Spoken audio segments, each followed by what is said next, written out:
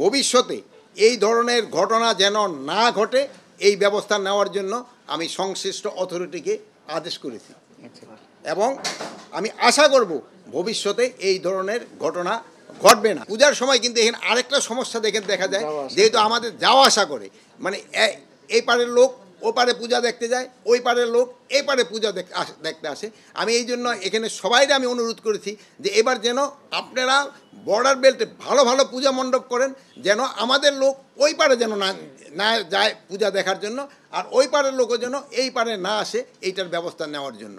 বাংলাদেশে এই পর্যন্ত আমরা যা পেয়েছি, টোটাল পূজা মণ্ডপ হবে 32,666টা, আর ঢাকা দক্ষিণ সিটি কর্পোরেশনে হবে 157টা, আর ঢাকা উত্তর সিটি কর্পোরেশন হবে 88টা। তা আপনারা সবাই জানতে চেয়েছিলেন যে আমরা এখানে কি কি সিদ্ধান্ত নিয়েছি। এখানে 1 নম্বর ছিল পূজা নির্মাণকালে নিরাপত্তা। যেহেতু আমাদের নিরাপত্তাটা শুরু হবে পূজা মণ্ডপে নির্মাণ যেসব শুরু হয়ে যায় সেই সময় থেকে। তারপরে আমরা ডিসকাস করছি পূজা মণ্ডপগুলোতে সার্বক্ষণিক নিরাপত্তা নিশ্চিত কিভাবে করা যায় এটা। তারপরে আমরা ডিসকাস করেছি পূজা যেন বিঘ্নিতভাবে এবং দুষ্কৃতিকারীদের অশুভ তৎপরতা রোধে ব্যবস্থা গ্রহণ।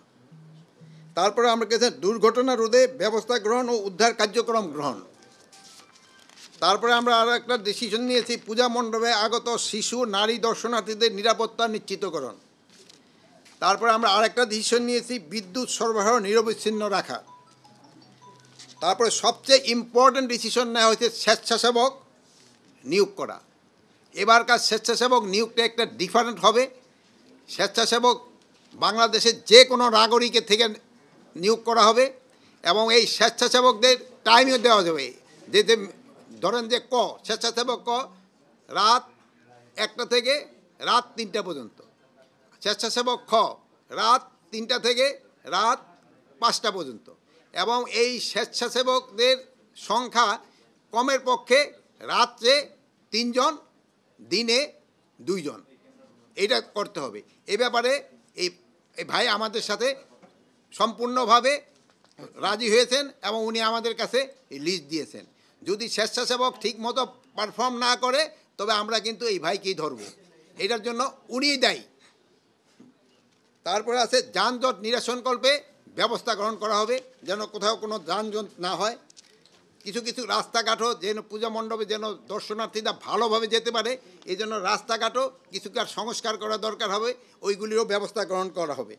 আরেকটা বেশ ইম্পর্ট্যান্ট আলাপ হয়েছে, যেটা আজান ও নামাজের সময় যেন কোনো বাদ্যযন্ত্র বা মাইকের ব্যবহার নিয়ন্ত্রণ রাখা, মাইক সেই সময় বন্ধই রাখতে হবে। এটাও ভাই আমাদের সাথে এগ্রি করছে। আজানের কমের পক্ষে 5 মিনিট আগেই এই ধরনের কার্যকলাপ বন্ধ রাখতে হবে এবং নামাজ শেষ হওয়া পর্যন্ত এই ধরনের কার্যকলাপ বন্ধ রাখতে হবে। আর ভাই আমার সাথে আরও এগ্রি করছে এরা সবাই, যে অনেক সময় দেখা যায় যে একটা বাদ্যযন্ত্র রেখে দিল, আজান হইতেছে, হয়তো ওই যান্ত্রিক ওখানে নাই বা অন্য জনে এসে একটা শুরু করে দিল, ওই ক্ষেত্রে ভাই আমাদের ক্ষেত্রে এরা সবাই আমাদেরকে এনশিওর করছে যে কোনো রকমের যেন এরকম কেউ করতে না পারে তার ব্যবস্থা গ্রহণ করবে। এইটাই ছিল আমাদের আজকে এই সবার কার্য বিবরণী। এই পূজার মেইন হইতো এটা আইন শৃঙ্খলার সভা, যেহেতু আমি স্বরাষ্ট্র উপদেষ্টা এবং আমার এখানে সাহায্য সহযোগিতা করছেন আমাদের ধর্ম উপদেষ্টায়, আর এই যে আমাদের এই ভাইয়েরা আছেন তারাও আমাদের কিন্তু সব ধরনের সাহায্য সহযোগিতা করছে এবং করবে। এরা আজকে হলো মুখে বলে গেছে, কিন্তু তারা কার্যক্ষেত্রে এটা দেখাবে।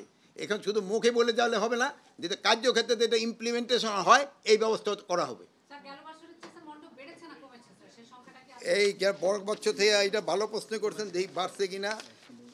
দেখেন আপনি লেখা নেন, 2019 সালে ছিল 31,100, 2020 সালে ছিল 30,710, 2021 সালে ছিল 31,137, 2022 সালে হয়েছে হলো 32,168, 2023 সালে হয়েছে 33,431। বাড়লো না কমলো?